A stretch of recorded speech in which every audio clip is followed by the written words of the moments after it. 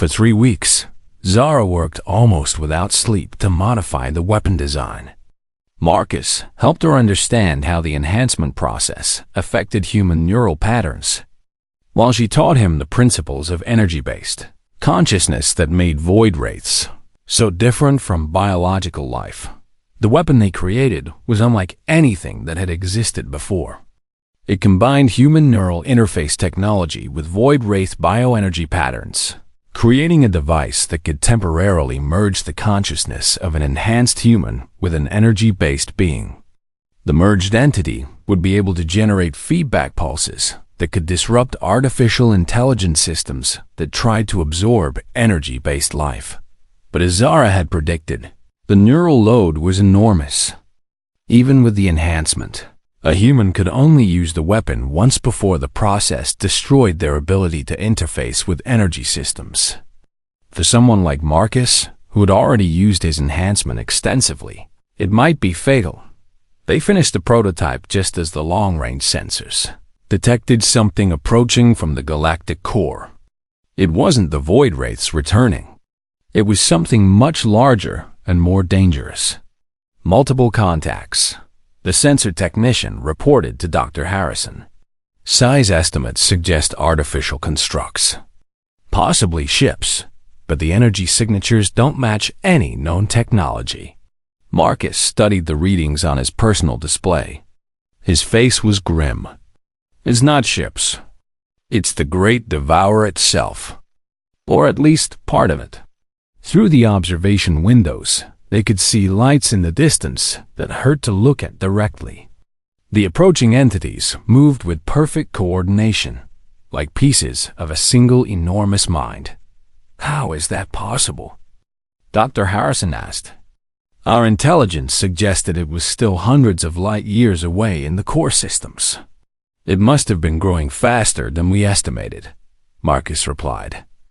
Absorbing energy beings makes it more powerful, and there are a lot of species in the core regions we didn't know about. Emergency signals began coming in from other stations and ships in the Cronus system. The approaching entities were attacking anything that contained energy-based technology, draining power from ships and leaving them dead in space. We need to evacuate the station, Dr. Harrison announced. There's no point, Marcus said. Those constructs are faster than any ship we have. If we run, they'll just hunt us down one by one. Zara looked at the weapon they had built. It was the size of a small backpack, connected by cables to a helmet that would interface directly with the user's enhanced neural system. The weapon is ready, she said, but we need void wraiths to merge with. Where are the specimens from the laboratories? They were released during the evacuation protocols, Dr. Harrison replied. We couldn't risk them breaking containment during a battle. Then we need to call them back, Marcus said. He activated his communication system and began broadcasting in the void wraith's musical language. Within minutes, dozens of energy beings appeared around the station. They had been hiding in the gas giant's atmosphere, but Marcus's call brought them out into open space. Are they willing to help? Zara asked. Marcus listened to their responses. They understand what the weapon does. They know it might save their species, but they also know it will probably kill whoever uses it. They're asking if I'm sure about this. Are you? Marcus looked at her with those pale blue eyes that were no longer entirely human. I've been sure since the day I volunteered for the enhancement program. This is what I was made for. He put on the weapon harness and neural interface helmet. Immediately, displays around the station showed his brain activity spiking to dangerous levels. Neural load is already at 80% of safe limits, Zara announced, monitoring the readings. And you haven't even activated the merge protocol yet. I know, Marcus said, but it's too late to find someone else. The constructs will be here in less than an hour. The largest construct was now visible through the station's telescopes. It looked like a geometric nightmare, all angles and surfaces that seemed to exist in more than 3 dimensions. Energy patterns flowed across its surface like blood through veins. Marcus selected the most powerful. void wraith from the group surrounding the station. It was an ancient being that had survived longer than most of its species, making it especially strong. The merge process would be more effective, but also more dangerous for the human participant. Beginning neural merger, Marcus announced. Zara watched the readings as Marcus's consciousness began to blend with the void wraith's energy patterns. The process looked incredibly painful, but Marcus remained focused on his task. Slowly, his body began to glow with the same blue energy as the void wraiths. But instead of the gentle luminescence she had seen before, this was intense and chaotic. Sparks of electricity danced across his skin, and his eyes became bright enough to illuminate the entire control room. Merger at 60%, Zara reported. Neural activity is approaching critical levels. I can feel it, Marcus said, his voice now carrying harmonics that sounded like music. The Great Devourer. It's not just one intelligence. It's millions of absorbed minds, all working together. The lead construct reached the station's outer defenses and began draining energy from the shield generators. Normal weapons had no effect on its crystalline surface. Merger complete, Zara announced. Marcus, you need to activate the feedback pulse now before the neural load kills you. The entity that had been Marcus turned to look at her. Its face was still familiar, but its expression was alien and distant. The pulse needs to be precisely timed, it said in a voice that was part human and part music. If we fire too early, the construct will adapt. If we wait too long, it will absorb too much energy from the station and become too powerful to stop. The construct broke through the outer shields and began attacking the station's hull. Energy patterns flowed from the damaged sections directly into the alien vessel. Now, the merged entity said, light exploded from the weapon system. The feedback pulse was invisible to normal human eyes, but the effect was immediately obvious. The construct stopped its attack and began to shudder. The energy it had been absorbing suddenly reversed direction, flowing back into the station and beyond. For a moment, the Great Devourer's construct seemed confused. Then it began to break apart. The geometric surfaces that had looked so solid cracked and dissolved. The intelligence that had controlled it screamed in a voice that combined the death cries of a million absorbed species, but the victory came at a terrible cost. The merged entity collapsed, and the glow faded from its body. When Zara reached it, she found Marcus unconscious and barely breathing. The neural interface helmet was smoking from overloaded circuits. Medical team to the command center, she called over the intercom. Then, more quietly, she whispered, Marcus, can you hear me? His eyes opened, but they were brown again. Completely normal human brown. Zara? He said weakly. Did it work? Yes. The construct is destroyed.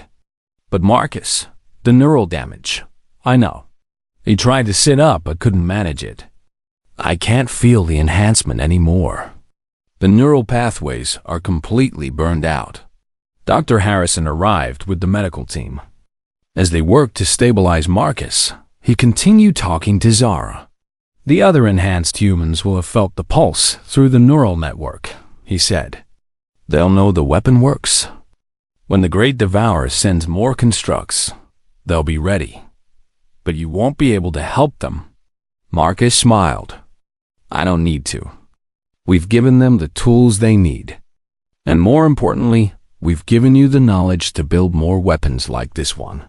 Over the following days, as Marcus recovered from his injuries, reports began coming in from across human space.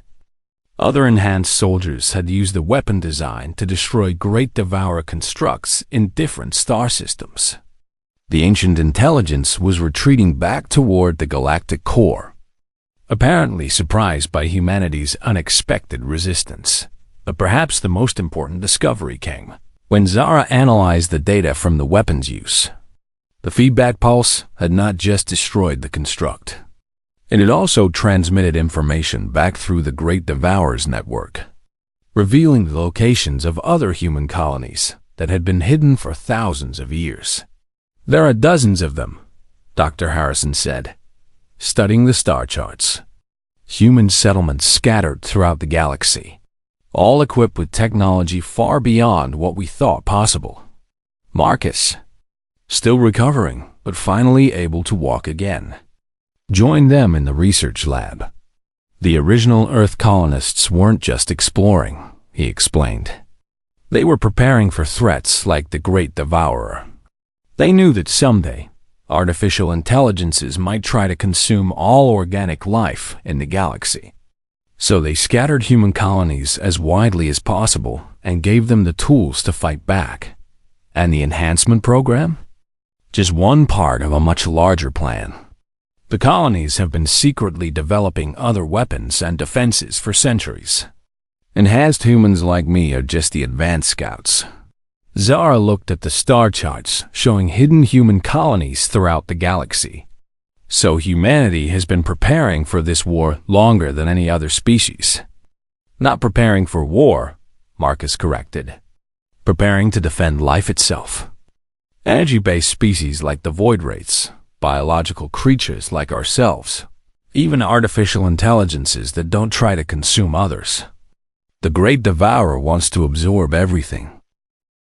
Marcus did go outside the station, but not in the way Zara expected. Instead of using a spacesuit, he entered a special chamber that filled with a glowing blue mist. When he emerged, his entire body seemed to shimmer with the same energy as the void wraiths. Through the docking bay's observation window, Zara watched him float out into space without any protection. He moved like he belonged there, as comfortable in the vacuum as he had been walking the station's corridors. The attacking void wraiths immediately noticed Marcus. They stopped their assault on the station and gathered around him in a swirling cloud of energy. For several minutes, they communicated in their strange musical language. Then, as suddenly as they had arrived, all of the creatures vanished into hyperspace. When Marcus returned to the station, the glow faded from his body, but his eyes remained that unsettling pale blue. Dr. Harrison and the other staff members stared at him in amazement and fear. "What did you tell them?" Dr. Harrison asked. "The truth," Marcus replied. "That this station is not their enemy, and that we might be able to help them survive what's coming." He looked at Zara. "I need to speak with Dr. Keth privately. There are things she needs to understand about why she was really brought here." They went to Marcus's quarters, which Zara was surprised to find filled with advanced equipment that had nothing to do with security work. Computer displays showed star charts of the galactic core, energy readings from deep space, and what looked like battle plans for a war that hadn't happened yet. "The void wraiths call it the Great Devourer," Marcus began, settling into a chair across from Zara. "It's an artificial intelligence that was created by a civilization so ancient that even the oldest races in the galaxy have no memory of them. For millions of years, it has been slowly consuming energy-based life forms throughout the galactic core." Zara felt a chill run down her spine. Consuming them how? It converts their life energy into computational power for itself. Each creature it absorbs makes it smarter and more powerful. The void wraiths are just the latest species to flee from it, but they can't run forever. Eventually, it will expand outward and threaten all life in the galaxy. How do you know all this? Marcus touched the side of his head, and Zara noticed what looked like tiny metal contacts embedded in his temple. The enhancement process doesn't just allow me to communicate with energy beings. It also connects me to a network of other enhanced humans scattered throughout human space. We share information instantaneously across any distance. There are others like you, dozens, maybe hundreds by now. The human military has been secretly recruiting volunteers for 5 years, ever since they discovered the ancient technology that makes the enhancement possible. Marcus activated one of his computer displays, showing Zara images of the ruins where the technology had been found. It looked like a massive space station, but built using principles of engineering that seemed impossible. We found it in the Kepler sector, Marcus continued. A derelict facility left behind by humans who had fled Earth thousands of years before the current galactic civilization began. They had developed technology far beyond what we thought was possible, including the ability to enhance biological beings with artificial energy systems. But why keep it secret? If this great devourer is such a threat, shouldn't all the galactic governments be working together to stop it? Marcus laughed, but there was no humor in it. Have you seen how the different species cooperate on small problems? The Centauri Coalition and the Altarian Trade Federation can barely agree on shipping routes. If we announced that an ancient machine intelligence was coming to destroy all life, they would spend decades arguing about who was responsible for fighting it while the threat got closer. So humans decided to handle it alone? Not alone. We've been quietly building alliances with other species. The key is that we don't tell them about the great devourer directly. We just share technology and information that will help them when the time comes.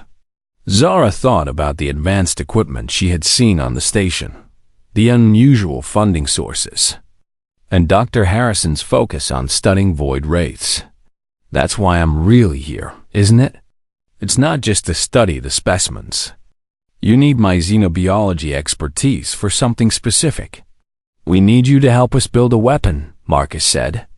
Something that can disrupt the Great Devourer's ability to absorb energy-based life forms. Your research on bioenergy interfaces is the missing piece we've been looking for. He showed her detailed schematics on his computer. The weapon looked like a combination of human technology and void wraith biology, designed to create some kind of feedback loop in energy-consuming systems. The theory is sound, Marcus continued, but we need someone who understands how energy-based consciousness works at the cellular level. Someone who can bridge the gap between human neural patterns and alien energy signatures. Zara studied the schematics carefully. The design was brilliant, but she could see several problems with the current configuration. This neural interface won't work with normal human brain chemistry, she said. The energy levels would kill anyone who tried to use it. That's where the enhancement comes in. Enhanced humans like me can survive the neural load, at least temporarily. Temporarily? Marcus was quiet for a long moment. When he spoke again, his voice was very soft. The enhancement process has limits. Each time we interface with high-energy systems, it causes damage to our neural pathways. Eventually, the damage becomes too severe, and we lose the ability to function normally. How much time do you have? That depends on how often we use the enhanced abilities. If I'm careful, maybe 2 or 3 more years. If we have to fight the Great Devourer, Marcus shrugged. The weapon system would probably burn out my neural enhancement completely. But if it works, it might save billions of lives. Zara felt tears forming in her eyes. You're talking about sacrificing yourself. I'm talking about doing what needs to be done. This is why I volunteered for the enhancement program, Zara. Not for glory or adventure, but because someone has to stand guard against threats that normal humans can't handle. And what if I refuse to help? What if I don't want to build a weapon that will kill the man I used to love? Marcus reached across and took her hand. For a moment, his eyes returned to their normal brown color, as she could see the person he had been before the enhancement. Then you'll be condemning every energy-based species in the galaxy to death, he said, including the void wraiths, who were really just refugees looking for a safe place to hide. Zara closed her eyes and thought about everything she had learned. An ancient machine intelligence consuming entire species. Enhanced humans preparing for a war that might save or destroy galactic civilization. And Marcus, caught in the middle of it all, slowly losing himself to save everyone else. When she opened her eyes, she had made her decision. Show me exactly what you need, she said. and explain how this weapon is supposed to work. If we're going to do this, we're going to do it right. Marcus smiled, and for a moment, he looked exactly like the man she had married. I knew you'd say yes, he said. That's why I requested that you be assigned to this project. I knew that if anyone could solve this problem, it would be you. Zara's opportunity to confront Torres came sooner than she expected, but not in the way she had planned. She was working late in her laboratory when the station's emergency alarms began screaming. This was not the quiet tone they used for drills. The sound was harsh and urgent, designed to wake people from deep sleep and get them moving immediately. All personnel to emergency stations. Dr. Harrison's voice crackled over the intercom. This is not a drill. We have multiple hostile contacts approaching the station. Repeat, this is not a drill. Zara's hand shook as she secured her research equipment. Through her laboratory window, she could see flashing lights in the distance. Ships were approaching Station Kronos, but their energy signatures looked wrong. Instead of the steady glow of normal engines, these ships pulsed and flickered like living things dot the void. Wraiths had found them. Emergency lights bathed the corridors in red as Zara ran toward her assigned evacuation point. Other station personnel hurried past her, their faces tense with fear. Everyone knew what the void wraiths could do to a space station.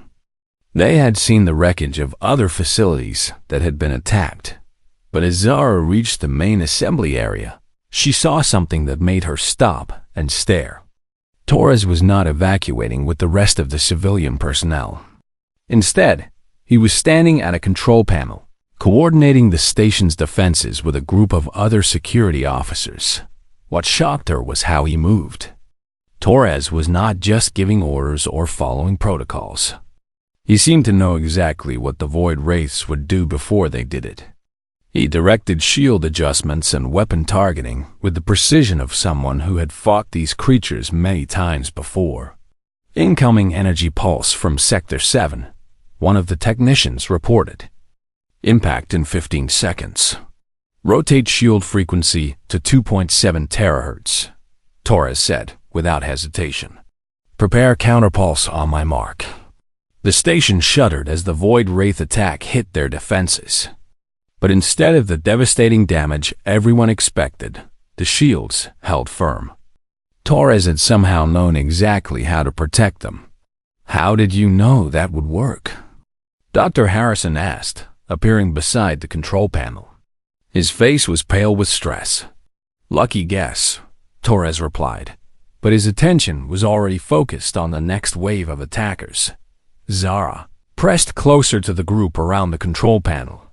She could see tactical displays showing the battle outside. More than a dozen void wraiths were attacking the station, their energy forms dancing through space like deadly ghosts. Normal weapons had little effect on them, but somehow the station's defenses were holding. Sir, one of the security officers said, we're getting strange readings from the containment units in Laboratory Section C. The specimens are becoming agitated. Torres frowned. They're responding to their companions outside. Increase containment field strength by 20%. That's beyond safe operating levels, the technician protested. Do it anyway, Torres ordered. The contained specimens are trying to break free to join the attack. If they escape, we'll be fighting enemies inside and outside the station. Dr. Harrison looked confused. How could you possibly know that? Torres didn't answer. He was studying the tactical displays with an intensity that made the air around him seem to crackle with energy. Zara watched his face and saw something that made her blood run cold. His eyes were glowing, not brightly, and not in a way that most people would notice. But there was definitely a faint luminescence in Torres' eyes that had not been there before. It was the same pale blue color as the void wraith's energy patterns. Incoming transmission, the communications officer announced. It's not using any known language or protocol. Put it through the main speakers, Torres said. A sound filled the control room that was unlike anything Zara had ever heard. It was part music, part mathematics, and part something that seemed to speak directly to the mind without going through the ears. The same language Taurus had used to calm the Void Wraith. In the laboratory, most of the people in the control room looked confused or frightened by the strange sounds. But Torres nodded as if he understood every word. "They're not just attacking randomly," he said. "They're looking for something. Someone specific." "What do you mean?" Dr. Harrison demanded. Torres looked around the room, his glowing eyes settling on Zara. For a moment, she thought he was going to say something to her directly. But then another wave of void wraiths appeared on the sensors, and his attention returned to the battle. "I'm going outside," Torres announced. "That's suicide," Dr. Harrison protested. "No human can survive in space without protective gear, and even with it, the void wraiths will tear you apart." "Not all humans," Torres said quietly. He walked toward the station's docking bay, ignoring the protests of everyone around him. Zara followed, her heart pounding. She had to know what he was planning to do. The docking bay was in chaos. Maintenance workers were trying to secure small ships while automated defense systems fired at the attacking creatures outside. Torres walked calmly to an airlock and began the activation sequence. "Torres, stop!" Zara shouted over the noise. He turned to look at her, and she gasped. His eyes were now glowing brightly enough that everyone could see them. The pale blue light made his familiar features look alien and dangerous. "You should get to a safe area, Dr. Kath," he said. "You're going to get yourself killed," she replied. "Marcus, please. I know it's you. Don't do this." Torres stopped in the middle of opening the airlock. For several seconds, he just stared at her. The glow in his eyes flickered and dimmed slightly. "You shouldn't have followed me here," he said finally. "I followed you because I care about you. Because 5 years ago, you were the most important person in my life, and I never stopped wondering what happened to you." Torres closed the airlock and walked back toward her. When he spoke again, his voice was different. Sadder, but also more familiar. "My name is Marcus Chun," he said. "But I'm not the same person you knew. The man you married died in the Kepler sector 5 years ago. What came back was something else." "What do you mean?" Before Marcus could answer, the station shook violently. The void wraiths had broken through part of the outer defenses and were beginning to attack the station's hull directly. "I don't have time to explain everything now," Marcus said. "But the simple version is this. The expedition found something in the Kepler sector. Technology that could enhance human beings, make them compatible with energy-based life forms. The military saw the potential and recruited volunteers for an experimental program. And you volunteered? After we thought the process had killed me, yes. They told my family I was dead because the person who came back from the procedure wasn't exactly human anymore." Marcus held up his hand, and Zara watched in amazement as small bolts of blue energy danced between his fingers. "The enhancement allows me to interface with creatures like the void wraiths, to understand them, communicate with them, sometimes even control them. But the process changes you, makes you less human and more like them. That's why you can speak their language. Why you knew how to calm the one in the laboratory. Yes, and it's why I can go outside and stop this attack without anyone else getting hurt." Marcus turned back toward the airlock, but Zara grabbed his arm. "Wait, if you can communicate with them, can't you just talk to them? Make them leave peacefully?" Marcus shook his head. "These void wraiths aren't attacking because they want to. They're running from something much worse. Something that's been hunting them across the galaxy. This station is just in their path." "Running from what?" "That," Marcus said, pointing at the tactical display, "is why I'm hoping we never have to find out." Zara spent the next morning trying to focus on her work, but her mind kept wandering. The void wraith specimens were fascinating, But every time she heard footsteps in the corridor outside the lab, she looked up hoping to see Torres. Dr. Harrison had given her access to the main research data, but she found herself more interested in studying the station's security protocols than the alien creatures. She needed to find a way to observe Torres without making it obvious. Her chance came during lunch break. Zara walked to the station's cafeteria and chose a table near the entrance where she could watch people coming and going. Most of the staff ate in small groups, talking quietly about their work. The atmosphere was friendly but professional. Torres entered the cafeteria alone, still wearing his security uniform. Zara watched as he moved through the food line. Even the way he walked was exactly like Marcus. The same confident stride, the same slight pause when he was thinking about something. He sat down at a table across the room. Zara pretended to read her research notes while watching him eat. Everything about his behavior reminded her of Marcus. The way he held his fork, the way he checked his watch, even the way he rubbed his forehead when he was tired. A commotion at the entrance made everyone look up. A group of Altarian traders had arrived for a meeting with the station director. They were tall, blue-skinned beings with 4 arms and elaborate clothing. Most humans found them intimidating, but Torres stood up immediately and walked over to greet them. Zara watched in amazement as Torres spoke to the Altarians in their own language. His pronunciation was perfect, and he used the proper formal gestures that showed respect for their culture. The traders relaxed visibly and followed him toward the meeting rooms. This was strange. Marcus had been good with languages, but he had never spoken Altarian. It was a difficult language that took years to learn properly. How had Torres learned it so well?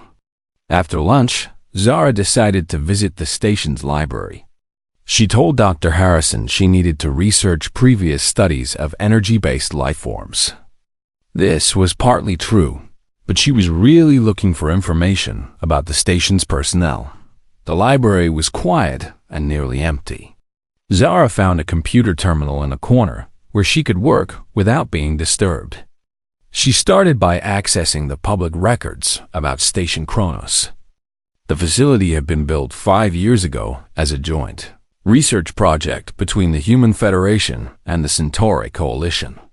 Its official purpose was studying dangerous alien specimens that pose threats to space travel. She dug deeper into the station's history. The funding came from several sources, but a large portion was from classified military budgets. That was unusual for a scientific research station. Most research was funded by universities or civilian science organizations. A soft alarm tone interrupted her thoughts. The library's computer system announced a security drill. All personnel were required to report to their designated safe areas. Zara saved her work and headed for the corridor. The drill seemed routine at first. Security guards directed people to different sections of the station while they tested the emergency systems. But then Zara heard Dr. Harrison's voice over the intercom, and his tone was worried. "This is not a drill," he said. "We have a containment breach in Laboratory 7. All personnel must remain in safe areas until further notice." Zara's heart raced. Laboratory 7 was where they kept some of the smaller void wraith specimens. If one of those creatures had escaped, it could be extremely dangerous. She followed the crowd of people moving toward the main assembly area, but stopped when she saw Torres heading in the opposite direction. He was moving quickly and carrying equipment she didn't recognize. Instead of joining the evacuation, he was going toward the containment breach. Without thinking, Zara followed him. She stayed far enough behind that he wouldn't notice, but close enough to see what he was doing. The corridors were almost empty now except for security personnel. Torres reached Laboratory 7 and stopped outside the sealed door. Through the observation window, Zara could see a small void wraith floating in the center of the room.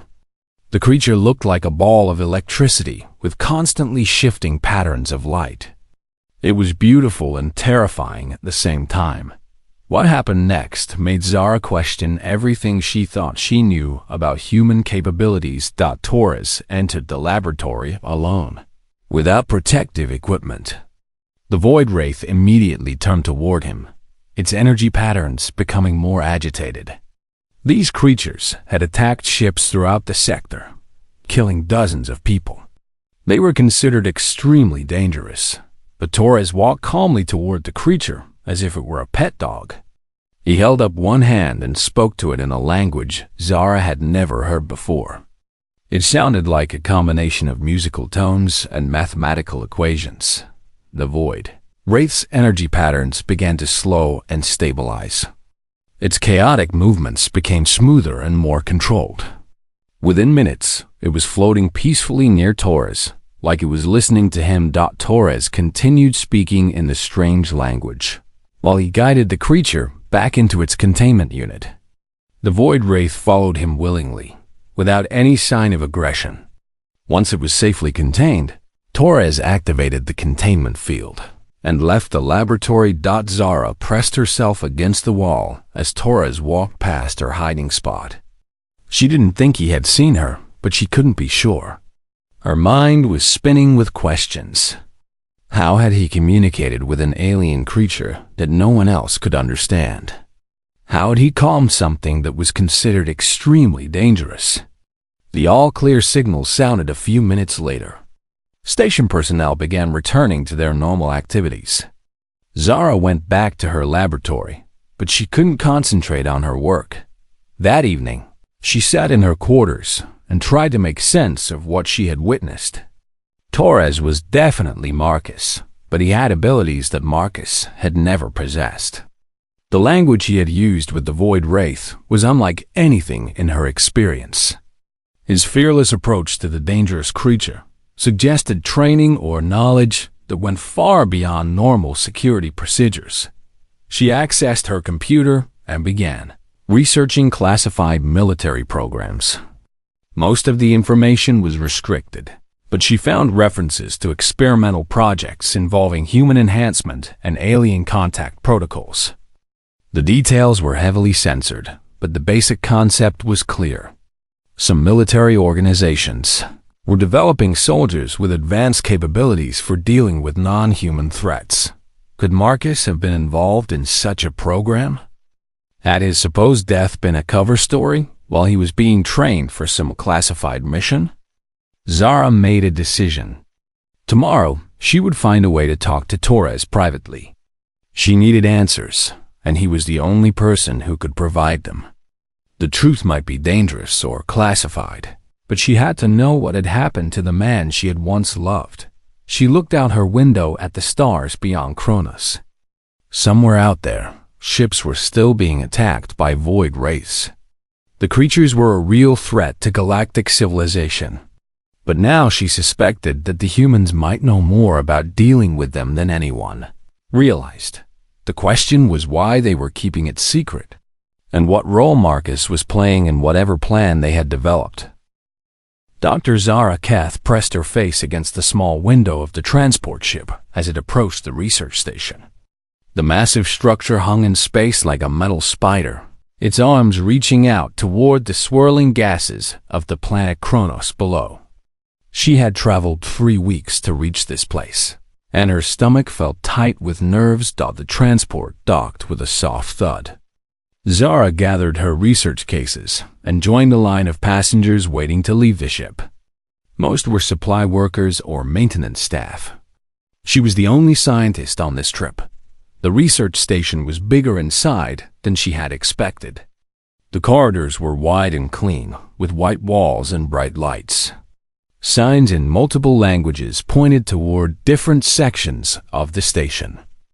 Zara followed the arrows that led to the security checkpoint. A line of people waited ahead of her. Guards in dark uniforms checked identification cards and scanned bags. The process looked routine, but Zara knew this was no ordinary research station. The things they studied here were dangerous. Very dangerous. When her turn came, she stepped forward to the security desk. The guard behind the counter looked up from his computer screen to take her identification card. Zara's breath caught in her throat. It was impossible. It could not be real. The guard looked exactly like Marcus Chen, her ex-husband who had disappeared 5 years ago. The same dark hair, the same brown eyes, the same small scar on his left hand from when he had cut himself fixing their kitchen sink. Even the way he tilted his head slightly when he concentrated on something. "Dr. Keth?" the guard said, looking at her card. His voice was the same too. "You're here for the xenobiology project?" Zara stared at him. Her heart pounded so hard she was sure everyone could hear it. "Marcus?" she whispered. The guard frowned. "I'm sorry, what did you say?" "Marcus Chun. That's your name, isn't it?" The man shook his head. "No, ma'am. I'm Sergeant Torres. Miguel Torres." He handed back her identification card. "Is there a problem?" Zara took the card with shaking fingers. This man was identical to Marcus in every way she could see. But Marcus had been declared dead 3 years ago when his deep space exploration ship never returned from the Outer Rim. "I'm sorry," she said. "You just look like someone I used to know." Sergeant Torres gave her a polite smile. "That happens sometimes. People say I've one of those faces." He gestured toward her bags. "I need to scan your equipment, please." Zara placed her research cases on the scanning table. Torres ran the security wand over each one with practiced movements. She watched his hands carefully. The scar was in exactly the right place. The way he moved his fingers was exactly like Marcus. "All clear, Dr. Keth," Torres said. "Dr. Harrison is waiting for you in Section C. Take the main corridor and turn left at the second junction." "Thank you," Zara managed to say. She picked up her bags and walked away from the checkpoint. Her legs felt weak. As she walked down the corridor, she could not stop thinking about what she had seen. It was impossible for someone to look so much like another person by accident. Twins were the only explanation, but Marcus had never mentioned having a twin brother. She had known his family. He was an only child. Dr. Harrison was waiting for her in a small office filled with research equipment. He was an older man with gray hair and kind eyes. "Dr. Keth, welcome to Station Kronos. I hope your trip wasn't too difficult." "It was fine," Zara said, still distracted by thoughts of the guard. "Dr. Harrison, I have a question about your security staff." "Of course. Is there a problem?" "The guard at the checkpoint. Sergeant Torres." "How long has he worked here?" Dr. Harrison thought for a moment. "Miguel? About 2 years now, I think. He came from some classified military program. Very good at his job." "Why do you ask?" "He looks exactly like someone I knew. Someone who died 5 years ago." "Ah, I see. That must have been quite a shock." Dr. Harrison's expression was sympathetic. "People do sometimes have remarkable resemblances to each other. I once knew 2 men who could have been brothers, but they came from completely different planets." Zara nodded, but she was not convinced. The resemblance was too perfect. Dr. Harrison showed her to her quarters and gave her a tour of the research facilities. The station was equipped with the most advanced scientific equipment she had ever seen. The specimens they were studying were kept in special containment units that hummed with energy fields. "The void wraiths are unlike anything we've encountered before," Dr. Harrison explained as they walked past the containment units. "They appear to be made of pure energy, but they can interact with physical matter in ways we don't understand. They've been attacking ships throughout this sector for the past year." Zara looked at the swirling energy patterns inside the containment units. The creatures moved like living lightning, constantly shifting and changing shape. "Have you been able to communicate with them?" "Not yet. That's part of why we need your expertise. Your work with energy-based life forms is exactly what this project requires." They continued the tour, but Zara's mind kept returning to the guard. Every time she passed through the main corridor, she looked toward the security checkpoint, hoping to catch another glimpse of Torres. Each time she saw him, her certainty grew stronger. This was not just someone who looked like Marcus. This was Marcus. That evening, Zara sat in her quarters and searched the station's personnel database on her computer. Sergeant Miguel Torres had been assigned to Station Kronos 2 years and 3 months ago. Before that, his service record was classified. His file contained basic information like height, weight, and blood type, but no personal details. No family members were listed. No previous addresses. She tried searching for Marcus Chun in the Galactic Records system. The file came up immediately. Marcus Chun, xenobiologist, declared missing and presumed dead after his exploration ship failed to return from the Kepler sector. The last communication from his ship was received 5 years and 2 months ago, but the dates did not add up. If Marcus had died 5 years ago, how could Torres have been on the station for only 2 years? Zara closed the computer and stared out the window at the gas giant below. Something was not right about this place. Something was not right about Torres. She had come here to study alien creatures, but now she faced a mystery much closer to home. Tomorrow, she would find a way to get closer to Torres. She would find out the truth about what had happened to Marcus, even if it meant uncovering secrets that someone wanted to keep hidden.